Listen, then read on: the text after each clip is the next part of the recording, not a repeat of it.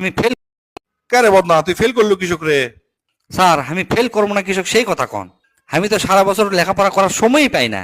সময় পাস না মানে কি কথা কস রে এল্লা? আমি আর কি কমো, আপনি হিসাব করে দেখেন স্যার, বছরে কয়টা শুক্রবার? 52টা শুক্রবার। আচ্ছা, 52টা শুক্রবার, এখন 365 দিনের থেকে আপনি 52 শুক্রবার বাদ দেন, বাদ দিলে হয় হচ্ছে যে 313 দিন।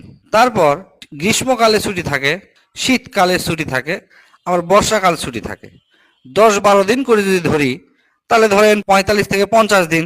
313 দিনের থেকে 50 দিন বাদ দেন, বাদ দিলে হয় হচ্ছে যে 263 দিন। আচ্ছা, তারপরে আমরা কিন্তু লিত্তি ঘুমাই দিনে 8 ঘন্টা করে। 6 ঘন্টা করে ঘুমালেও হয়, কিন্তু 8 ঘন্টা করে ঘুমালে কিন্তু ফ্রেশ একটা ঘুম হয়।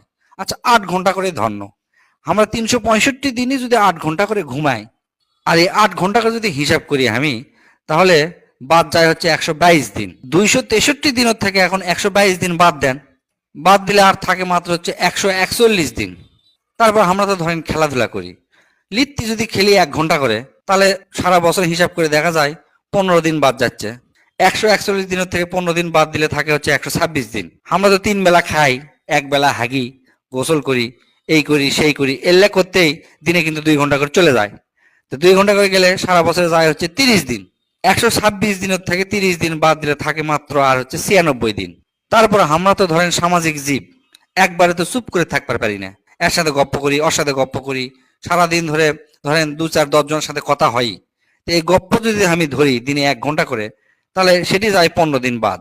96 দিনের থেকে 15 দিন বাদ দিলে থাকে 81 দিন। বছরে আমরা পরীক্ষা দিই, পরীক্ষা ধন্য ধরেন 35 দিন। 81 দিনের থেকে যদি 35 দিন পরীক্ষার জন্য বাদ দেই, থাকে আর মাত্র হচ্ছে যে 46 দিন। তারপরে 2 ঈদ, 2 ঈদের 10 দিন করে যদি ছুটি ধরি, তাহলে 20 দিন বাদ যায়। তাহলে 46 দিনের থেকে যদি 20 দিন বাদ দেই, তাহলে আর থাকে মাত্র 26 দিন। তারপর ধরেন লিত্তি টুকটাক না টিভি দেখি, তারপরে আত্মীয় স্বজনের বাড়ি যাওয়াই লাগে। আবার আত্মীয়তার বন্ধন কিন্তু ছিন্ন করা যাবে না, এটা ইসলামে কওয়া আছে। সেই জন্য এই আত্মীয়র বাড়ি 2 দিন, ওই আত্মীয়র বাড়িতে 1 দিন, এল্লা করে চলে যায় মোটামুটি ধরেন 25 দিন। তাহলে 26 দিনের থেকে যদি 25 দিন বাদ দেন, তাহলে থাকে আর মাত্র 1 দিন। ওই 1 দিন আবার আমার জন্মদিন। তাহলে আপনি কন, তাহলে ক্যাঙ্গা করে আমি লেখাপড়া করবো আর ক্যাঙ্গা করে পাস করবো? তার মধ্যে তো সারাদিন যে মোবাইল দেখা লাগে, সে মোবাইল দেখার কথা আপনি কইনি। এ তুই কি আমার কানাক বানা দেখাচ্ছু? এলে উল্টা পাল্টা হিসাব করছো মানে? সি সি সি, স্যার এলে কি কথা করছেন? আমি কে কানাক বানা দেখামো স্যার? আমি যতগুলা কথা কোনো, এটা কথাও কি আপনি উল্টা পাল্টা শুনছেন আমার? তার মধ্যেও আমি যেই বইলে পড়বে বসি, সেই দেখবেন যে অমুক একটা কামের কথা মনে পড়ে যায়, আর বইলে আমার বসাই হয় না।